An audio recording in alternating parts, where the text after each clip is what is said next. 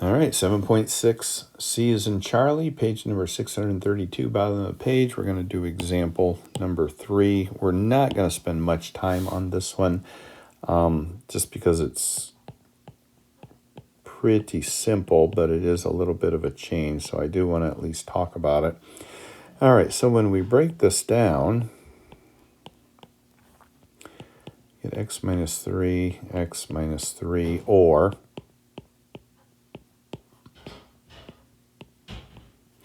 All right, so notice, it does not matter what number we put in here for x. If we put a 3 in there, or let me say a 4, we get 4 minus 3 is 1. 1 squared is 1, and that's greater than or equal to 0. If we put a negative 4 in there, negative 7 squared is a positive 49, because 2 negatives gives you a positive. So really what we're saying here is any number that you put in here, when you square it, is going to give you a positive number, which means that anything you put in there is going to give you a number bigger than 0. Let's say we put 3 in there. 3 minus 3 is 0. 0 squared is 0. Is 0 equal to 0? Yes. So any real number will work there.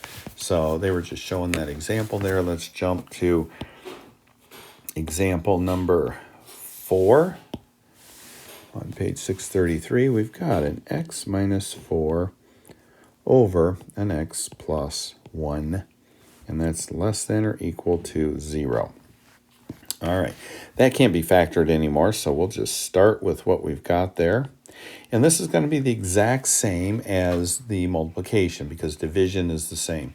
Multiply 2 positive numbers or 2 negative numbers, and you get a positive, okay? You multiply a positive and a negative, and you get a negative. It's the same way with division. You divide a negative by a negative, you get a positive.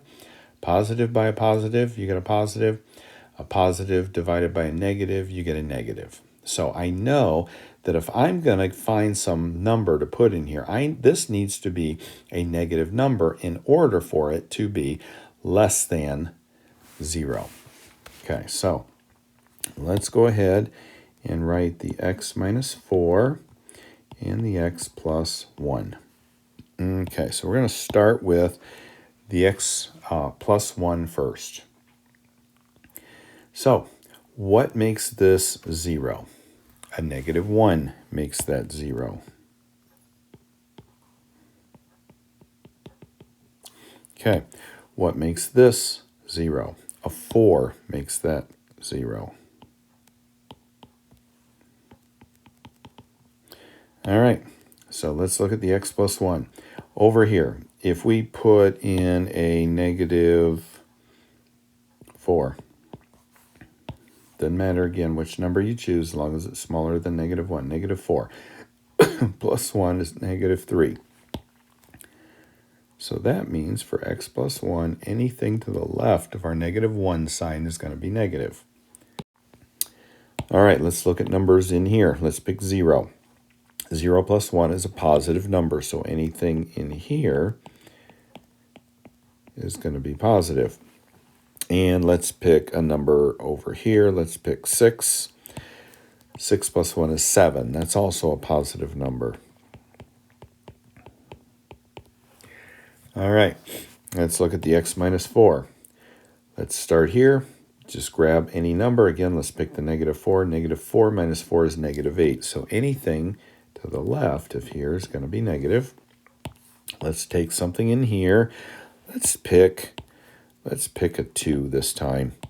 So 2 minus 4 is a negative 2. So those numbers are negative. And let's pick 6 here. 6 minus 4 is 2. So everything in here is positive. All right, so what we're trying to do is we're trying to find a number that is less than or equal to 0. Well, one of these has to be a positive, and one of these answers has to be a negative, so that when we divide, we get a negative number.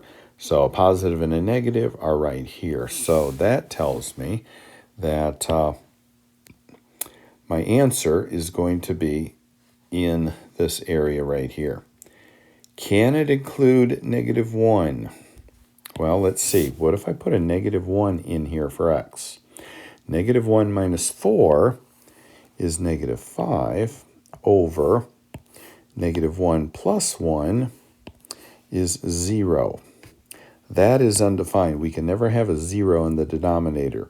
So that means we have to put an open circle here, meaning that all these numbers work, but negative 1 does not work. Well, let's try 4. Does 4 work? 4 minus 4 is 0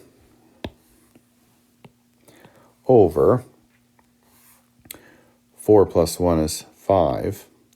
0 divided by 5 is 0. Does that work? Yes, because this has to be less than or equal to 0. And when we do that, this is equal to 0. So that does work. So therefore, this can be a closed circle. Okay. So again, we put this number first, put this number last. We put an x between, less than or equal. And one of the things that's key is this is not less than or equal to, because we found out that when we pick negative 1 and put it in here, we get undefined. So it cannot be negative 1. So therefore, it has to just be a less than or greater than negative 1. It cannot be 1. But over here, it can be 4. 4 does work. So that ends up being your answer. Okay, last one would be example number 5. Okay, so first of all, what we have to do, we have to get these fractions together. We need to make these into one fraction, and then we can go ahead and solve it. So, oops, this should be a 2. Sorry about that. If you remember, when you're combining fractions, you look here and say, what am I missing here that I have here? So I'm going to multiply top and bottom by x minus 3.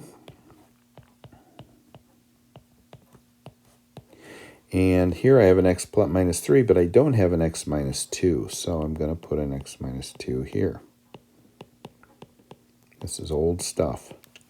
Okay, so let's distribute 3 times x minus 3 minus 2 times x minus 2 all over x minus 3 times x minus 2 is less than 0. And like I say, let's distribute 3x minus 9 minus 2x minus, or plus 4. And that's over x minus 3 times x minus 2, which is less than 0. 3x minus 2x is x.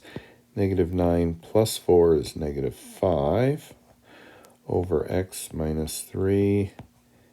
X minus 2 is less than 0. Okay, so that's what we're going to be looking at.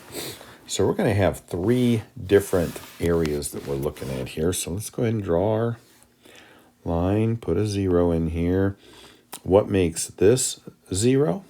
Positive 5. So we're going to put a 5 with my red line. And let's see, what makes this 0 is a 3.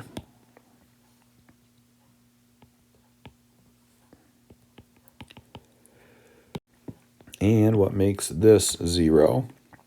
A 2. And again, it doesn't matter if your distances are accurate or not. We just care about the spaces. So we have 4 spaces there. So let's look at each of these. We've got an x minus 5 to consider. So let's start with the x minus 2. So let's put, let's worry about over here. Let's put a 0 in here for x minus 2. 0 minus 2 is a negative. So this is going to be negatives. Let's look here between 2 and 3. So let's just say 2.5 minus 2. That gives me a positive. Let's put in a 4, because 4 is between 3 and 5. So 4 minus 2, that's a positive. And let's try 7. 7 minus 2 is positive. So these are all positive as well. Okay, x minus 3. Let's put a 0 in. 0 minus 3. That gives me a negative. Let's try 2.5. 2.5 minus 3 is a negative 1/2. So it's going to be negative. Okay. And let's try a number in here. Let's try 4. 4 minus 3 is 1. So that's a positive. And let's try 7. 7 minus 3 is positive. Okay, lastly, x minus 5. Let's put a 0 in there. That gives me negatives. Let's try a 2.5. 2.5 minus 5, that's negative. Let's put a 4 in this one. 4 minus 5, that's also negative. And then let's try a 7. 7 minus 5 is positive. All right, now all we have to do is find out which of these is going to make this a true statement. And I apologize as I look at this. I have my sign wrong. That sign needs to be this way. You probably all caught it or wonder, what the heck am I doing? Why I changed the sign around? But it is supposed to be that way. Which means that when I solve this, I have to get a positive number. So in order for that to happen, all 3 factors have to be positive, like this, or 2 factors must be negative. So for instance, in fact, let's just look at some real numbers here and show you what I mean here. So let's just kind of take a break from all this, and let's say we have 3 over 2 times 6. And we say that number is less than 0. Or I'm sorry, greater than 0. There I am making that mistake again. So that means all 3 of these numbers have to be positive in order to get a number that's positive in our answer. If 2 of these were negative, so let's say that this was a negative and this was a negative, that would be 3 over positive 12, because 2 negatives give you a positive. So any 2 of these could be negative and it would be a positive. So that's what I'm looking at, which gives me the only other option where 2 are negative and 1 is positive is this right here. So my answers can only be numbers between 2 and 3 or from 5 into infinity. Cannot include 5, cannot include 3, or 2. It cannot include 2 because 2 minus 2 is 0, and that would give me a 0 in the denominator, which is undefined. Cannot be 3 because 3 minus 3 is 0, and that would be undefined. It cannot be 5 because 5 minus 5 is 0. 0 over anything is 0, and this says that my answer has to be bigger than 0, not equal to 0. So therefore, I know that I'm going to have an open circle here, an open circle here, and all the numbers between, an open circle here, and all the numbers that way. So that's the way it's graphed. Now, let's go ahead and write it out. 2, 3, and 5.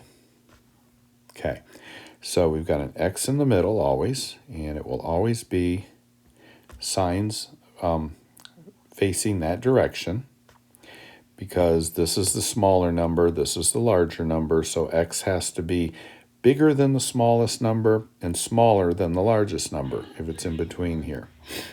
My 5 here, X has got to be a number that is greater than 5, according to this. Okay, and that is it for 7.6.